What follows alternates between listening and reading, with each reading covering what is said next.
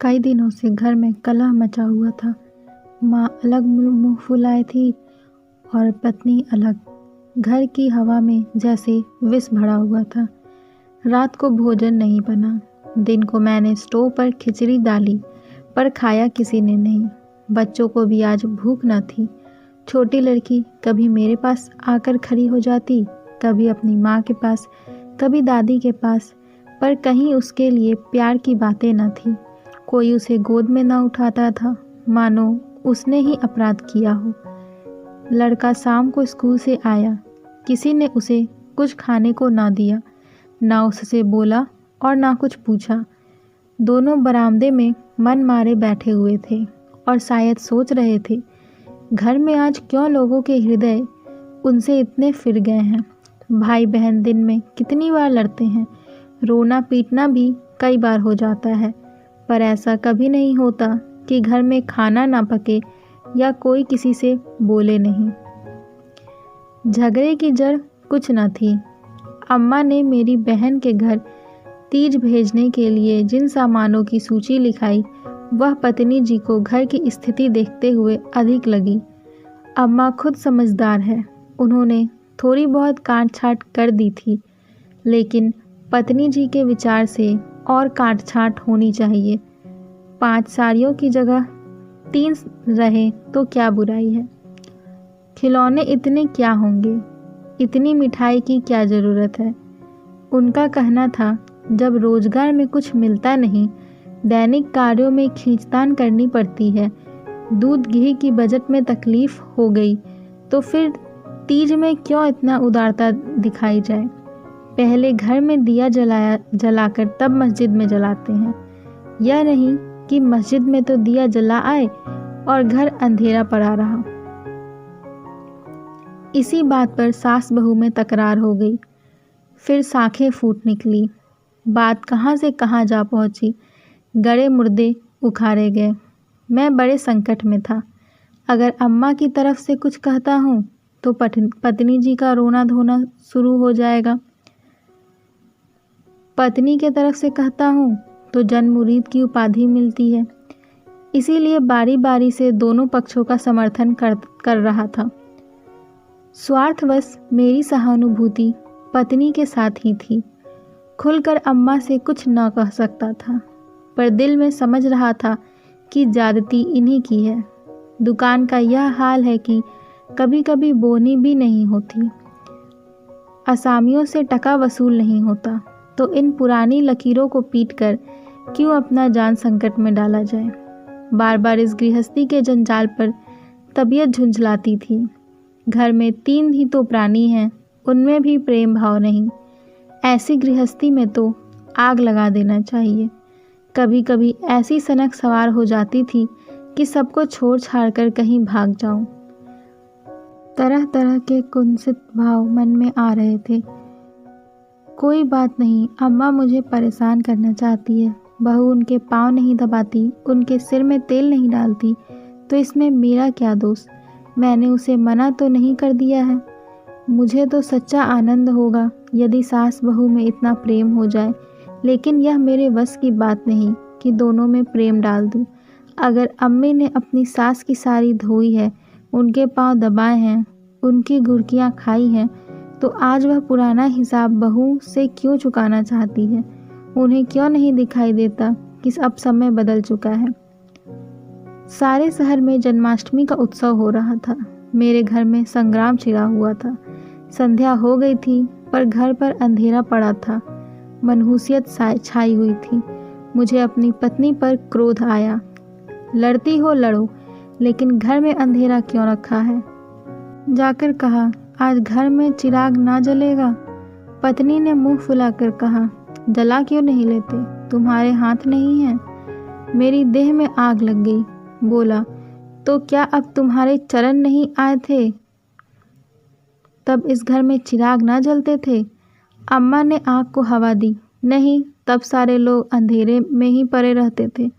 पत्नी जी को अम्मा की इस टिप्पणी ने जामे से बाहर कर दिया। बोली, जलाते होंगे मिट्टी की कुप्पी, लालटेन तो मैंने नहीं देखी।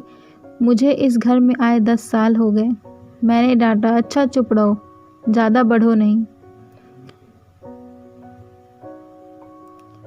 ओहो, तुम तो ऐसे डांट रहे हो जैसे मुझे मोल लाए हो। मैं कहता हूँ चुप रहो। क्यों चुप रहूँ? अगर एक कहोगे तो दो सुनोगे। मैं परास्त होकर बाहर चला गया और अंधेरी कोठरी में बैठा हुआ उन मनहूस घड़ी को कोसने लगा जब इस कुलक्षणी से मेरा विवाह हुआ था। इस अंधकार में 10 साल का जीवन सिनेमा चित्रों की भांति मेरे नेत्रों के सामने दौड़ गया। उसमें कहीं प्रकाश की झलक ना थी, कहीं स्नेह की मृदुता ना थी। सहसा मेरा मित्र पंडित जयदेव जी द्वार पर पुकारे, अरे आज यहाँ अंधेरा क्यों कर रखा है? कुछ सूझता ही नहीं, कहाँ हो? मैंने कोई जवाब ना दिया। सोचा यह आज कहाँ से आकर सिर पर सवार हो गया। जयदेव ने फिर पुकारा, अरे कहाँ हो भाई, बोलते क्यों नहीं? कोई घर में है या नहीं? कहीं से कोई जवाब ना मिला। जयदेव ने द्वार को इतनी जोर से झंझोड़ा कि मुझे भय हुआ कहीं दरवाज़ा चौखट बाजू समेत गिर न जाए। फिर भी मैं बोला नहीं। उनका आना खल रहा था। जयदेव चले गए। मैंने आराम की सांस ली, मगर 5 मिनट बाद फिर किसी के पैरों की आहट मिली। अब की टॉर्च की तीव्र प्रकाश से मेरा सारा कमरा भर उठा। जयदेव ने मुझे बैठाकर पूछा, तुम कहाँ गए थे जी? घंटों चीखा, किसी ने जवाब तक ना दिया। यह आज क्या मामला है? चिराग क्यों नहीं जले? मैंने बहाना किया। क्या जाने, मेरे सिर में दर्द था। दुकान से आकर लेटा तो नींद आ गई। खैर चलो, कहीं झांकी देखने चलते हैं। सेठ घेरूमल के मंदिर में ऐसी झांकी बनी है कि देखते ही बनता है। ऐसे ऐसे शीशे और बिजली के सामान सजाए हैं कि आंखें झपक उठती हैं। सिंहासन के ठीक सामने ऐसा फव्वारा लगाया है कि उसमें से गुलाब जल की फुहारें निकलती हैं। मेरा तो देख के ही मन खुश हो गया। सीधे तुम्हारे पास दौड़ा चला आ रहा हूँ। बहुत झांकियाँ देखी होंगी तुमने, लेकिन यह और ही चीज़ है।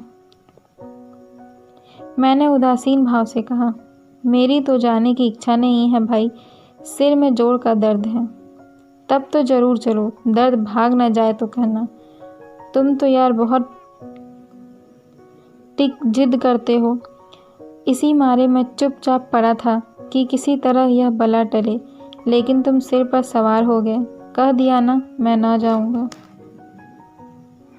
और मैंने कह दिया ना मैं ज़रूर ले जाऊंगा। मुझ पर विजय पाने का मेरे मित्रों को बहुत आसान नुस्खा याद है। यों हाथ पाई धीगा मुश्ती धौल धप्पे में किसी ने मुझे नहीं हराया, लेकिन किसी ने मुझे अगर गुदगुदाया तो मैं परास्त हो जाता हूँ। फिर मेरी कुछ नहीं चलती। जयदेव ने वही नुस्खा आजमाया और उसकी जीत हो गई। संधि की वही शर्त ठहरी कि मैं चुपके से झांकी देखने चला चलूँ। सेठ घरेरूलाल उन आदमियों में से हैं जिनका प्रातः को नाम ले लो तो दिन भर भोजन ना मिले। उनकी मक्खी चूस पने की सैकड़ों ही दंत कथाएं नगर में प्रचलित हैं। हम लोग ठाकुरदारे में पहुँचे तो दर्शकों की भीड़ लगी हुई थी। कंधे से कंधा छिलता था। आने और जाने का मार्ग अलग था। फिर भी हमें आधा घंटा के बाद भीतर जाने मिला। जयदेव सजावट देखकर लोटपोट हुए जाते थे, पर मुझे ऐसा मालूम होता कि इस बनावट और सजावट के मेले में कृष्ण की आत्मा कहीं खो गई है। उनकी वह रत्न जटिल बिजली से जगमगाती मूर्ति देखकर मेरे मन में ग्लानि उत्पन्न हुई। इस रूप में भी प्रेम का निवास हो सकता है? मैंने तो रत्नों में दर्प और अहंकार भी भरा देखा है।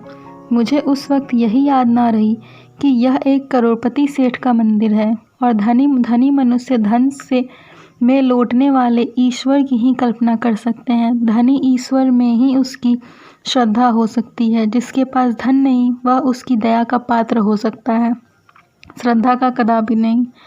मंदिर में जयदेव को सभी जानते थे। उन्हें तो सभी जगह सभी जानते थे। मंदिर के आंगन में संगीत मंडली बैठी हुई थी। केलकर जी अपने गंधर्व विद्यालय के शिष्यों के साथ तंबूरा लिए बैठे थे। पंखावज, सितार, सरोद, वीणा और जाने कौन कौन बाजे जिनके नाम भी मैं नहीं जानता उनके शिष्यों के पास थे। कोई गीत बजाने की तैयारी हो रही थी। एक क्षण में गीत शुरू हुआ, समा बंध गई। जहाँ इतना शोरगुल था कि तोप की आवाज़ भी ना सुनाई देती, वहाँ जैसे माधुर्य के उस प्रवाह से ने सब किसी को अपने में डुबा लिया। जो जहाँ था वहीं मंत्रमुग्ध हो गया। मेरी कल्पना कभी इतनी सचित्र और सजीव ना थी। मेरे सामने ना वह बिजली की चौकाचौंध थी, ना वह रत्नों की जगमगाहट, ना वह भौतिक विभूतियों का समारोह। मेरे सामने वही यमुना का तट था, गुल्म लताओं का घूंघट मुंह पर डाले हुए। वही मोहिनी गायें थी, वही गोपियों की जल क्रीड़ा, वही वंशी की मधुर ध्वनि, वही शीतल चांदनी और वही प्यारा नंद किशोर, जिसकी मुख छवि में प्रेम और वात्सल्य की ज्योति थी। मैं इसी आनंद विस्मृति की दशा में था कि कंसर्ट बंद हो गया और आचार्य केलकर के एक किशोर शिष्य ने ध्रुपद आलापना शुरू की। कलाकारों की आदत है कि शब्दों को कुछ इस तरह तोड़ मरोड़ देते हैं कि अधिकांश सुनने वालों की समझ में नहीं आता। इस गीत का एक शब्द भी मेरे समझ में न आया, लेकिन कंठ स्वर में कुछ ऐसा मादकता भरा लालित्य था कि प्रत्येक स्वर मुझे रोमांचित कर देता था। कंठ स्वर में इतनी जादू भरी शक्ति है, इसका मुझे आज कुछ अनुभव हुआ। मन में एक नए संसार की सृष्टि होने लगी, जहाँ आनंद ही आनंद है, प्रेम ही प्रेम, त्याग ही त्याग। ऐसा जान पड़ा, दुख केवल चित्त की एक वृत्ति है, सत्य है केवल आनंद। एक स्वच्छ करुणा भरी कोमलता जैसे मन को मसोसने लगी। ऐसी भावना मन में उठी कि वहाँ जितने सज्जन बैठे हुए थे सब मेरे अपने हैं। फिर अतीत के गर्भ में मेरे भाई की स्मृति मूर्ति निकल गई। मेरा छोटा भाई बहुत दिन पहले मुझसे लड़कर घर की जमा जथा लेकर रंगून भाग गया था और वहीं उसका देहांत हो गया। उसके पाशविक व्यवहारों को याद करके मैं उन्मत्त हो उठता था। उसे जीता पा जाता तो शायद उसका खून पी जाता, पर इस समय स्मृति मूर्ति को देखकर मेरा मन जैसे मुखरित हो उठा। उसे आलिंगन करने के लिए व्याकुल हो गया। उसने मेरे साथ, मेरी पत्नी के साथ, माता के साथ और मेरे बच्चों के साथ जो जो कटु, नीच और घृणास्पद व्यवहार किए थे, वह सब मुझे भूल गए। मन में केवल यही भावना थी कि मेरा भाई कितना दुखी है। मुझे इस भाई के प्रति कभी इतनी ममता ना हुई थी। फिर तो मन की वह दशा हो गई जिसे मैं कह नहीं सकता। शत्रु भाव जैसे मन से मिट ही गया। जिन जिन प्राणियों से मेरा बैर भाव था, जिनसे गाली गलौज, मारपीट, मुकदमाबाजी सब कुछ हो चुकी थी, वह सभी जैसे मेरे गले में लिपट लिपट कर हंस रहे थे। फिर मेरी पत्नी की मूर्ति मेरे सामने आ खड़ी हुई। वह मूर्ति जिसे 10 साल पहले मैंने देखा था। उन आँखों में वही विकल कंपन थी, वही संदिग्ध विश्वास, कपोलों पर वही लज्जा लालिमा, जैसे प्रेम सरोवर से निकला हुआ कोई कमल पुष्प हो। वही अनुराग, वही आवेश, वही याचना भरी उत्सुकता जिसमें मैंने उस न भूलने वाली रात को उसका स्वागत किया था, एक बार फिर मेरा हृदय में जाग उठी। मधुर स्मृतियों का जैसे स्रोत सा खुल गया। जी ऐसा तड़पा कि इसी समय जाकर अपनी पत्नी के चरणों पर सिर रगड़कर रोऊं और रोते रोते बेसुध हो जाऊं। मेरी आंखें सजल हो गई। मेरे मुंह से जो कटु शब्द निकले थे, वह सब जैसे मेरे ही हृदय में गड़ने लगे।